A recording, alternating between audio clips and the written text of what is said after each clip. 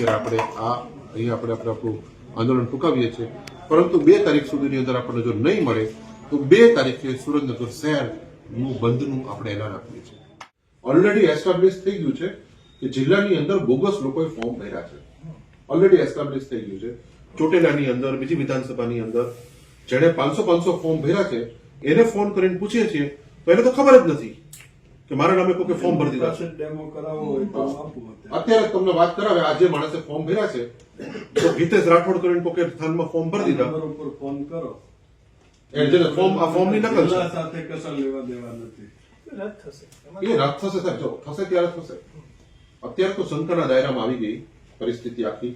આ જે પ્રક્રિયા છે એ શંકાના દાયરામાં આખી પ્રક્રિયા આવી ગઈ છે કે બધા ફોર્મની અમે તમને નકલ આપીશું, જેથી કરીને મેં એનું એસેસમેન્ટ કરી અને જેટલા લોકોએ આવા બોગસ ફોર્મ ભર્યા છે એના જે તારીખે ભર્યા છે એ તારીખના સીસીટીવી ફૂટેજ કાઢી એની ઉપર પોલીસ એક્શન લેવામાં આવે. આ ફોર્મ રજૂ કોણ કરી ગયું? આ ફોર્મ કોણ રજૂ કરી ગયા? 100 ફોર્મ. એની ઉપર પોલીસ કેસ દાખલ કરો. કેમ કે આ તો આખી લોકશાહી પ્રક્રિયાને કલંકિત કરવાની વાત છે અને અમારા અસ્તિત્વનો સવાલ છે. અમને તમે આ જે ખાતરી ન આપો સાહેબ ત્યાં સુધી અમારે અહીંથી જવાનું થતું નથી. કેમ કે અમારા રાજકીય ભવિષ્યનો હવે આ અસ્તિત્વનો સવાલ છે. અમે આમને બેઠા રહેશું, કોઈક આવી રીતે 500 ફોર્મ ભરી જાય તો જિંદગીમાં કોઈ એક પણ પક્ષનો માણસ આ ચૂંટણી હવે જીતી શકે નહીં. ભારતીય જનતા પાર્ટી 182 સીટો જીતી જાય, કોઈ જીતી જ ના શકે આની અંદર. હું માત્ર 2000 મતે હારેલું છું. મારી વિધાનસભામાંથી 10,000 મતો આવી રીતે નીકળી જાય તો હું કોઈ દિવસ જીતી જ ના શકું.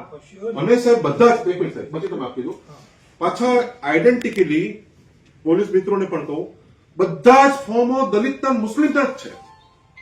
આવું કેવી રીતે બને કે એક જ કોમ્યુનિટીના ફોર્મો તમે આવી ભરાવી માસમાં હજારોની સંખ્યામાં ભરાવીને આવી જાય દલિત મુસ્લિમોના રાતોરાત?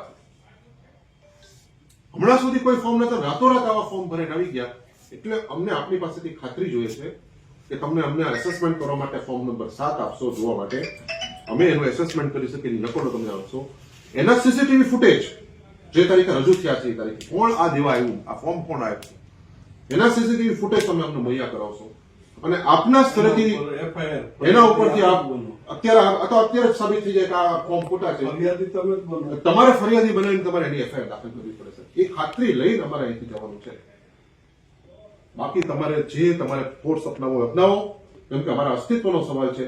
અને આજે અમે જો હાથ ઉપર હાથ દઈને બેઠા રહ્યા, અમે આજે શાંતિથી બેઠા રહ્યા તો અમારું અસ્તિત્વ ખતમ છે. અમે આજે કોઈ અહીંથી જવાના નથી. અમને તમે ખાતરી આપો, લિખિતમાં ખાતરી આપો કે અમે ફોર્મ નંબર 7 તમામ ફોર્મ નંબર 7 ના અમને એની નકલ તમે અમને મુહૈયા કરાવો. સાહેબ એટલું જ જે વસ્તુ તમે ઓનલાઈન કરવાના જ છો બસ ખાલી એટલું જ કરજો કે અમે તમને 7 નંબરનું ફોર્મ ની નકલ આપીશું.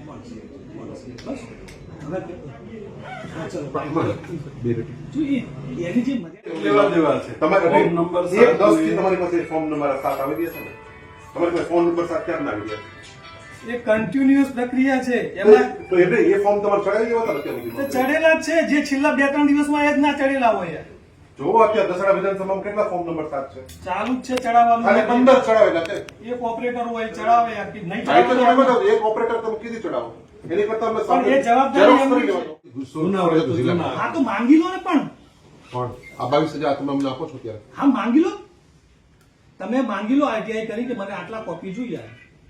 આ તમે કે અમે હમણાંથી જયારે આવેદનપત્ર આપવા આવી છે ત્યારે જવાબદાર એક વ્યક્તિ હોય છે એટલે હાજર હોતા નથી. અમે અગાઉથી જાણ પણ કરી હોય છે. પછી કલેક્ટર મેડમ કઈ વાંધો તમે જોઈ લેશો. તમારે આ છુપાવવું છે માહિતી અને અમને તમારે બીજી માહિતી બતાવી છે. આ ફોર્મ નંબર 7 22,001 વિધાનસભામાં કોણે ભર્યા એની માહિતી તમારે આપવી નથી અમને, અને અમને ઊંધા કાન પકડાવો છો. આ જે 22,000 ફોર્મ કોણે ભર્યા વિધાનસભામાં એની માહિતી અમારે જોઈએ છે. એ માહિતી અમને આપો. વાત પછી ગઈ. એ એસઆઈઆર નો રિપોર્ટ નથી. જેનો હોય તેનો 1-10 આ 2 મહિનાની અંદર ખાતરી આપો. પણ સાહેબ હોત તો બેસો બરાબર, મારી ચંદ્ર બેસો. સાહેબને બોલાવી લો ને. મારા સાહેબને તમે કહી શકો ને કે આ લોકો આવે જિંદગીની રાજકીય કારકિર્દી મારી ખતમ થઈ જાય છે. હું જિંદગીમાં જીતતો નથી. અમે ક્યારે ના જીતી શકીએ. કોઈ ભાજપ સિવાય કોઈ માણસ જીતી જ ના શકે. લોકતંત્ર ઉપર ત્રાપ છે. લોકતંત્ર ઉપર ત્રાપ છે. આપણે બધા બેઠા છીએ. હાલો હું ટેકનોક્રેટ માણસ છું, અડધો સોફ્ટવેર એન્જિનિયર જ છું. સાહેબ એમ કીધું કે હું કહી દઉં છું તમે આપી દેજો. ખાતરી આપ તો ખરી ઓન લાઈવ તો આપ ના ના, ફોર્મ નંબર 7 આપવાની. ઓલી હા હા ફોન નંબર 7 તમને મળી જશે બસ. હવે કઈ તો આપી દો ને 2 લેટર લખીને સાહેબ. લખી છે આ વસ્તુ હવે તમને કહું છું કે મળી જશે તમે જ્યારે આપશો. અમે સાહેબ 3 કલાક બેઠા છીએ તો યાર. વાત સાચી છે, પણ અત્યારે શું છે અમે આમાં આપની વાત કરી છે.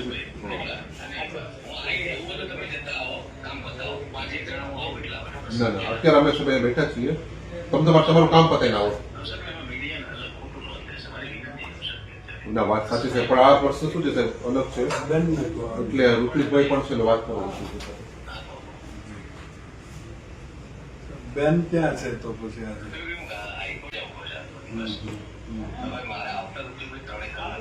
નહીં તો શાહભાઈ ને કહો અમે જે 3 પેલી ખાતરી માંગી છે લખીને આપી દે અમે બતાવી સાવ સિમ્પલ છે ઓઝા સાહેબ. ના ના, અમે ખાલી એટલું જ માંગ્યું છે કે ફોર્મ નંબર 7 ની અમને નકલ તમે 30 તારીખ થાય એટલે તમે પહેલી તારીખે અમને ફોર્મ નંબર 7 જેટલા તમારી પાસે આવે એની તમારે અમને એક નકલ આપવાની, અમારા ખર્ચે આપવાની. ના ફોર્મ નંબર 7 એટલા માટે માંગી સાહેબ કે અમે એમની સામે ના ના વિગત નહીં સાહેબ એની નકલ ફોર્મ નંબર 7 ની નકલ એટલા માટે માંગીએ છીએ. એમની સામે અત્યારે અમે ડેમો કરીને બતાવ્યો. ના ના, એમાં ઓઝા સાહેબ સાંભળો, એમની હાજરીમાં એક ફોર્મ નંબર 7 વાળા વ્યક્તિને અમે ફોન કર્યો જેણે 200 ફોર્મ રજૂ કર્યા છે. એ માણસ રાજકોટનો નીકળ્યો. એણે કીધું ભાઈ મારું કોઈ ખોટું નામ વાપર્યું છે, મારો નંબર કોઈ ખોટો વાપર્યો છે, મને કઈ ખબર નથી. આ ફોર્મ નંબર 7 મારા નામે ફોન એને 200 કર્યા છે. અને 200 ફોર્મ એના નામે ભરાણા છે. હવે એની ઉપર તમારે પોલીસ ફરિયાદ દાખલ કરવાની થાય, પોલીસ ફોજદારી કરવાની કે બોગસ કર્યા છે. હવે આ ફોર્મ નંબર 7 માં કોણે સહીઓ કરી છે એ FSL માં મોકલવા આવે, એક જ માણસની સહીઓ છે કે શું છે, આ બધું ઇન્વેસ્ટિગેશન એસ્ટિમેટ કરવા માટે, એસેસમેન્ટ કરવા માટે અમારે ફોર્મ નંબર 7 ની સર્ટિફિકેટ અમારે સાહેબ આજે ખાતરી લઈ જવાનું છે કે ફોર્મ નંબર 7 ની વિગત મળશે. ના ના, એ તો સાહેબ ના એમ નહીં, ફોર્મ નંબર 7 આપવામાં આવશે સાહેબ એટલું. કોઈ મને સ્પષ્ટ કહે. હું તમને સ્પષ્ટ કરું છું બધા નરોગા પણ બરાબર સાહેબે નિયમ મુજબ તમે જો લખીને આપો મેં તમને લખ્યું. મારા પ્રયત્નો પૂરા કરીશ તમારા પક્ષે કહું છું બરાબર કે તમે મને એટલો તો ઓળખો છો બરાબર કે જે વસ્તુ જો નિયમમાં હશે અને આપવા પાત્ર હશે તો હું એમાં એ છત્તરભાઈ નહીં કઈ રીતે ના આપી શકું. હું તમને આપવાનો પ્રયત્ન કરીશ કારણ કે મને ખબર છે જાહેર હિતમાં છે. તમે એટલો મારી પર ભરોસો રાખો. આરટીઆઈ આપ કરશો તો માહિતી મળશે. તમને રૂબરૂ નિરીક્ષણ માટે બી બોલાવો. તમારે કોપી બધાના રૂબરૂ નિરીક્ષણ વ્યસન જોઈ શકો, તમને ખ્યાલ છે રોગવાય છે. પણ જે પ્રશ્ન છે કે ચરોસ કરીને આપવી કે ના આપવી એ મને મેં સીઈ ઓફિસ બી પૂછ્યું, બીજા 1-2 આરટીઆઈ નિષ્ણાતોને પૂછ્યું, મારે બીજા 1-2 સિનિયરોને પૂછ્યું. હજી સુધી આવો પ્રશ્ન આવ્યો નથી. બધા બધા જિલ્લામાં આવશે કદાચ અહીંયા આપણે પહેલી વાર જો અમે તો એટલા માટે બોલું અનેક વખત ખોટા લાવેલા આ બધી તમારા ફોર્મ રોજે રોજની માહિતી કોન્સોલિડેટ કરેલી છે. આ અહીંયા આપણે આપણું આંદોલન ટૂંકાવીએ છીએ, પરંતુ 2 તારીખ સુધીની અંદર આપણને જો નહીં મળે તો 2 તારીખે સુરેન્દ્રનગર શહેરનું બંધનું આપણે એલાન આપીએ છીએ.